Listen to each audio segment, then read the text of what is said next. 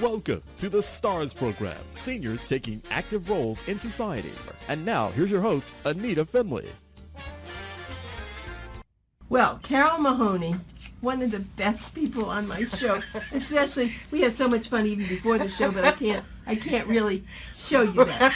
It's too much, we'd have too much fun, but it's very serious when I have Carol on because I love Faith Farm. In fact, when the Giving Tuesday was one of the things I gave because I love your organization more than probably, well, I've told that to people. You know, I love all the organizations, but mostly because I know what Faith Farm does. And Carol is the assistant there. Actually, she is the assistant project manager. Is that right? Perfect. Assistant That's project it. manager. So we already have someone on looking at you already. Hello. Because you really have such great heart in what you do, and you love this. I think someone could offer you $1 million to go do something that was mundane, and you probably wouldn't take it because it just makes who you are, isn't it? It really is a part of you, but it has to be before as well in order for you to be attracted to not only a living, but a life of being in service to people hurting and being just faked out by the glamour and the glory of alcohol and drug addiction. Especially when you turn on, I'm not a TV watcher, but I have been in the past where everybody's going to love you. You have that drink. You're ready to make that toast. And it's very appealing, and we do live in an alcohol culture. So we are such a schizophrenic culture because there's a lot of strings attached to that drink. And we have a whole new level of addiction. We discuss it almost every show that Anita invites me to with the opioid crisis, because for the life of me, I just don't see how we're going to combat something when we live in a profit-based society where corporations aren't going to not make a profit. So just like with cigarettes and alcohol, we're going to keep on promoting and putting a product out there that's killing anywhere from 160 to 190 people a day in this country, and that's opioids. So, well, I want to, instead of fast forward, I want to fast backward. Yes, because you had a very exciting thing happen because you do need to make money. And this was a splendid, whoever invented this auto sale, the auto auction should be really blessed because it's great. So tell us what happened. It was last Saturday. It's on the 1st, wasn't it? It was on December 1st. That is such an amazing event because we're making, money from generous people. Not only Anita is also very special to us because she never passes up an opportunity to donate to us. So thank you for that, Anita. You are a treasure. But there's also people that give us their cars. I mean, we had a Sea-Doo, we had a boat. Really? We had 2 motorcycles and cars. I mean, that, to me, that is someone that has taken on our cause personally to get people into recovery. We couldn't do it without the generosity of people, donating. These people are giving us cars, and we have a real car auction with an auctioneer and a whole setup, and we have our women students drive through the line. It is so much fun, and we had a really successful Saturday. I mean, we have 2 employees that are on staff in our garage. So one man's junk is another man's treasure. So what do they go for? Let's just take just some sort of an example. What? We've had people drive out of there with a car for as low as between $200 and $400. If you show up with $200, you automatically are registered. Now, if no one else bids and you bid $200, you have a car for $200. Oh. The normal bid amounts, I mean, we had Jaguars, we had Mercedes, we Really? had work vans, we had A to Z. I don't even know some of the names of the cars. There were so many. And generally, you can get a car paid in full, no car loan. It's yours, cash title, whatever. We have people on staff there who do all your DMV paperwork. Anywhere from, say, $500 to $1,200, a car is free of debt. It's your car. It's paid for. No car payment. What was the most one sold for this time? I was so busy. Don't quote me on this, but I think we might have had them up to close to $2,000. But I will follow up on that and next show. 2,000 is nothing for a car and it drives, right? It goes. Well, we do have cars that are no runs, but there's a separate part of the auction for that. No runs. we have the runs, which we run through the line at the beginning of the auction, and once we're done selling all of those, then we walk, because we can't drive them, to the no run section. And you know what? People buy them for parts even, or some people fix up cars for a hobby. All they have to do is just hire a tow service, get it out of there. I mean, you can get a no-run car for almost next to nothing. I love this. It's this auto so much auction fun. It's so a great win. It's such a win-win. And you have to for really everybody. have people donate cars, so you can't have it too often. I guess once a year. Yeah, just about. I think this year at the most twice a year. So we have to get a certain amount of cars to make it a real auction. It is a real auction. It's so much fun.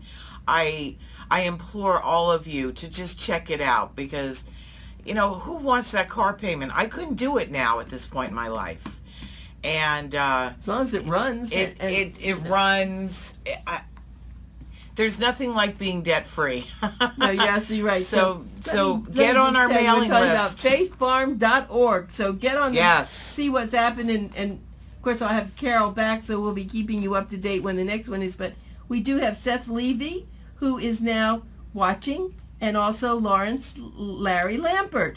So we have a couple of people who Hi are guys, seeing this. Thanks for tuning in. We appreciate it so much. So something that just happened, and I think I can share that with all of you. I had a friend whom I've known for a long time. He called me a few days ago and he said, "Anita, I know you know them at Faith Farm Ministries, and I have a woman I've been taking care of for 30 years because he does drive older people around, but her daughter is in very serious condition, or granddaughter, I'm not sure what it was, and she just made an application to Faith Farm Ministries, and can you help to figure out how to get her in?" So nothing would do, but Carol wrote this down, and we may be saving someone. This is just such an amazing, not only story, but request. Because this morning I had an identical request for another woman to get her into the program that came from a very loyal donor, but he was also a student himself, who now is a very successful businessman, and he donates just an obscene amount of money to us every month. God bless you, Gary. I won't say his last name, but Gary. And he called up this morning, and I'm following up with our women's ministry to make sure that we process her application and get her into our program, along with this other lady that Anita has brought to me. Now, I want to mention that, being a parent ourselves, we are also there to support families, because it affects every single person in the vortex of that addict. It just isn't that one person hurting. I mean, it really almost moves me to tears to think if that was my child, and I didn't know when tomorrow's sun came up whether they were going to be here or not. So not only do I take the phone calls from these parents, sisters, brothers, grandparents, whoever, friend, wife, husband, mother, daughter, but I do take messages on Facebook almost as 24 hours, or as long as I'm awake. If there's a parent who needs help, you can go to our Facebook page, Faith Farm Ministries. Type that in. We're the only Faith Farm Ministries. And if you need to talk to someone at Faith Farm, I'm available almost 24 hours a day, except for when I'm sleeping. But I check that messenger when I go to bed at night and when I wake up in the morning, because if somebody needs us, we're going to be there for them. They can call us and messenger us as many times as they need to while that process is ongoing. So that's part of what we do as well. We're a support. And what I wanted to share with everyone is my question when this gentleman whom I know called, I said, is it her mother that wants her to go in, or does she want to go in? Because that was one thing I was always told.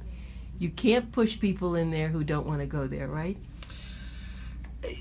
I mean, that person has got to come to the point where they no longer want to live the addict lifestyle. So just like anything else in life, you can't force anybody to, but at a certain point, that person will come around, because nobody wants to live that lifestyle.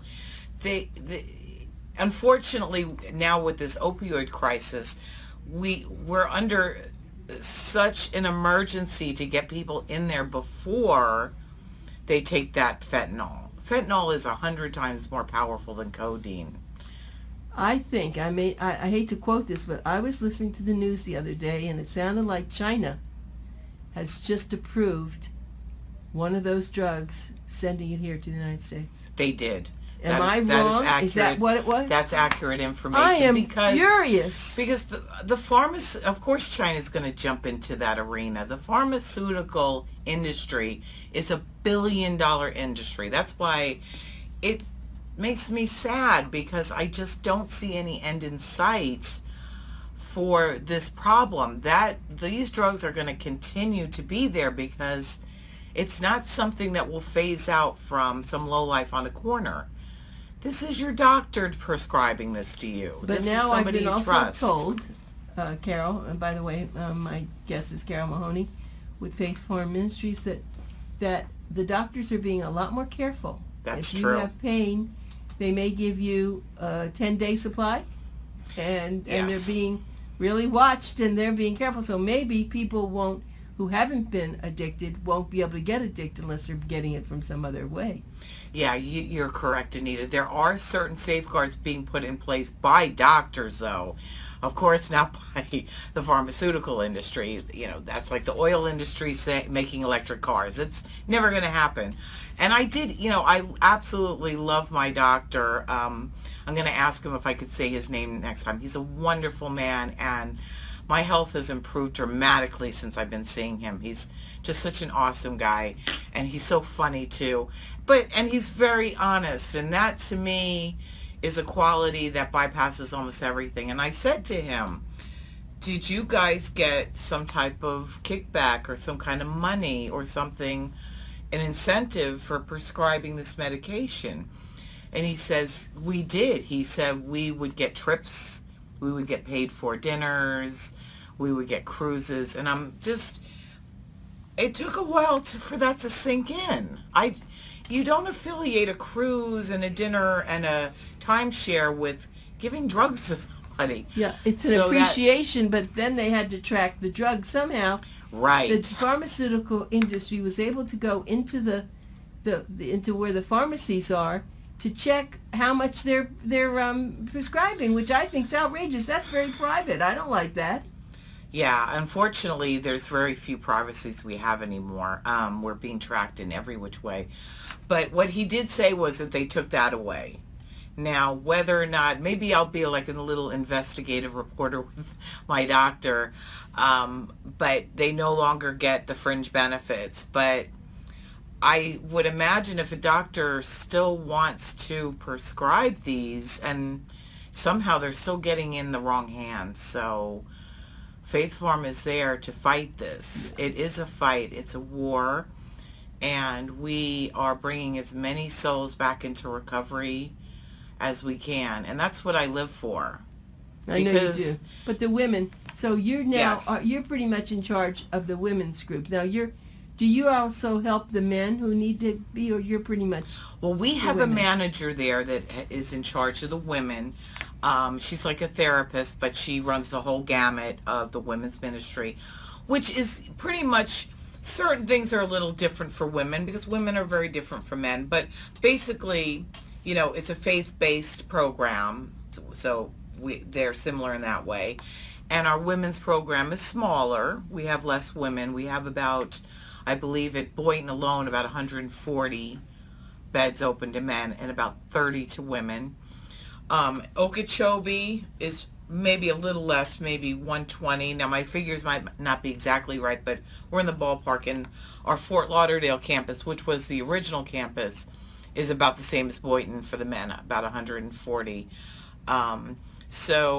Like I said, it's only different as women and men are different, but it's so successful because people are there for 10 months. Well, just to tell you, when I first started, it must be 10, 12, how many years ago? When I started working with Faith Farm Ministries, they really didn't have women doing this. No, we didn't. Because they were nervous that they couldn't really control the women. They had the other needs. But then I guess somehow they started taking a few. They said, well, maybe we can take a few. And it's just grown, hasn't it? Exactly, Anita. I believe, and I did it as a trivia question on Facebook, I think, and nobody could answer. But then finally, I think Dean or somebody answered the question, maybe Mike Brown, that I believe the women's ministry started, don't quote me, 1990-ish, so the beginning of the 90s. So obviously the men's program had been around for 67 years, I think. Yeah, a total. Yeah. And before the women, it was roughly about 40 years prior, but there was a very successful program already in place. We just kind of had to tweak it a little bit for the women. And the transformation, I say that, but I'm knowing that what Faith Farm does is we're giving this person back the wonderful person they were before they started using, is what it is. And they're rediscovering that person. And to see that blossom before your eyes, there's nothing in this life better than that. I'm going to ask you a very strange question. I love strange I questions. know you do. So when someone comes and they've been an alcoholic, or let's go back to alcohol because I think it's more true that way, are they also smoking, and are they allowed to smoke when they come to Faith Farm? That's an excellent question, Anita. And it completely addresses what we were saying about the men and the women. Now, again, the women have certain different rules than the men. The men have a smoking section, and the women have to stop smoking while they're there. Now, and a lot of women aren't happy about that. But in the long run, a lot of them turn around afterwards and say, you know what? I'm glad that you didn't let us smoke, because I'm saving about $5,000 a year in cigarette money, and now I'm not killing myself. Is it because they're in further. closer quarters and they would be affecting the other women as compared to the men with larger accommodations? You know, that is a great question that I don't know the answer to, but I'm going to get that for you. I'm not really sure why the women can't smoke and the men do smoke. But if it was up to me, I'd have nobody smoke, because there's just nothing good that comes out of smoking. But we don't want to maybe bombard someone. I was just going to say that, with too much, withdrawal, and so I guess that's maybe one of the factors. Yeah, but it's a good interesting. question. I have a friend who's been actually been working in AA for 12 years. As he definitely has not had a drink, but he's smoking. And everyone has begged him to stop smoking. He said, I can't do both of them right now. He said, it's hard enough for me to keep doing that. So there is a tie to that, isn't there? You know, sometimes when people give it up, when people try to give up everything on their own, they wind up having seizures. So if someone wants to smoke and they're a man, they can keep smoking. But I guess they decided for the women that we were going to just run the full gamut and give up all the addictions. So but it's very important, too, that the people that especially have been drinking for many, many decades or many, many years, or even binge drinking, that they get medical attention before they come to us, because some of the withdrawal from alcohol can be life-threatening. So so who is it there at Faith Farm when they? I know you have an intake person. But how do they prove that they're not on drugs or they're not on something by the time they come in? Well, they're the ones who process the applications, and all of those questions that they ask are answered. Yeah, but I mean, they may lie. Well, you know, probably, because sometimes you can kind of tell someone might still be coming down off of something. But that person is in the office with them, and they are able to do an in-person evaluation. And our intake people are some of the most trained professionals that I've Right. ever met in my entire life. So they will be able to determine if that person is well enough to stay in the program, or if they need to go to a medical facility for further detox. You know, one thing that I love, Carol, when you're saying about that, when you're in with all these other compatriots or other people who are your friends now, they watch over you. And if you go to slip or you're kind of sneaking something, I think they're gonna help you, or they're gonna tell, because you can't bring down the others. Anytime that that's happened, which is very rare, it's immediately reported. So there's that whole kind of atmosphere that you're not going to get away with that. We really don't have room for that, because our goal, even though we're all different people, our goal really is the same. And you can't be, even staff, we're discouraged from, drinking.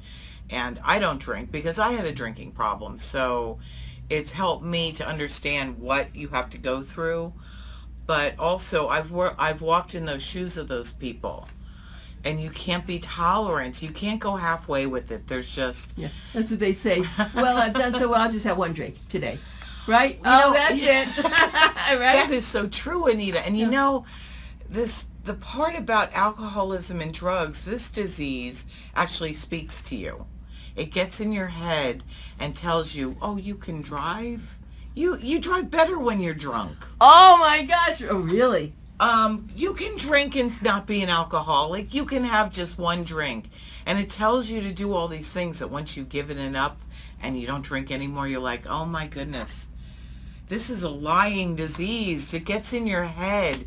And it does. It's messing with your brain chemistry. It's introducing chemicals to your brain. And it's telling you to keep doing it when it's killing you. So there's just no tolerance at all. And there shouldn't be at any recovery program. When I've said this before, but the reason I love to come to the graduations is really because I see what you said earlier, Carol. It's not just you. It's affecting your whole family. And sometimes it's 20 years that they've been trying, and they haven't been able to help you, and it's taken out families. It's caused divorces. It's caused loss of everything. But when they finally get it, I love the fact that they can forgive. I mean, those families that are showing up there for their children are the true parents that love their kids, and they are there. It's a gift to them that no one else could have given them, and they're just so thankful to God, their higher power, however you want to frame it. We are a Christian organization, and we fully believe that Jesus steps in and puts a stop to it. But, anyone can believe. Anyone can. The funny part about that is when it takes 20 years for some people, that's actually a normal part of recovery. Is that it's right? Actually part of recovery to relapse. Everybody relapses, and it's okay, because when they do relapse, the relapse is different than before, just continuing on using and killing yourself. What is it like? Explain that. Once they relapse, they're stuck in between two worlds now. There's the old addiction world, and there's the new life sober. And they really can't go back completely. And they immediately, most of them, get right back in the program. Instead of continuing on using and killing yourself, they have their relapse, but they've learned. They had a taste of what it could be like, is what you're saying, right? They're stuck in between those two worlds. And they've learned that, wait a second, I don't want to go back there. So it's very normal to relapse, and we understand that as well. So you can't be judgmental, and you can't be negative about that. That's all part of your step up the recovery ladder. So if somebody relapses, just remember that's a part of them getting better. I know that sounds crazy, and you're like, what are you talking about, Carol? But it really is, because they've learned. You explained it very well. I think you have explained it the way. Now they have had a taste of what it's like, and they know that the other way is only going to be miserable, and Yeah, a and lot but of they them need a do. little boost. Then maybe they need They're somebody confused. to come and, It's very right. confusing. Some of them don't know any better. And I'm so glad you brought up the graduation too, because I wrote an article for you about a year ago, I believe, or more than a year ago, because Dean was talking about graduations and the families, and that was very important to him, our former executive director. And I was always looking at all of the graduates who had nobody there Oh, that's in the audience. true. So for them to have met sobriety, the challenge, and succeeded, to me, that person is just equally as strong as the person with the family. They were able to achieve sobriety with nobody. Some of them have never heard "I love you." Some of them my. never had a hug. So these people are yeah, amazing, and I kind of use as a metaphor John Lennon, who had a difficult relationship with his mom. Some people don't have a parent there that loves them. So Yeah. for all you parents that come out, thank you so much. We are so grateful to you.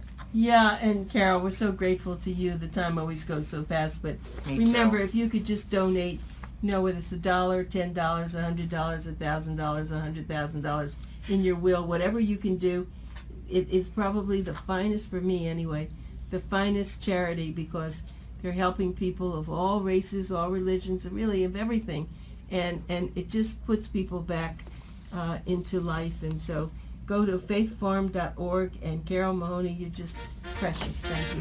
Thank you, Anita. God bless you.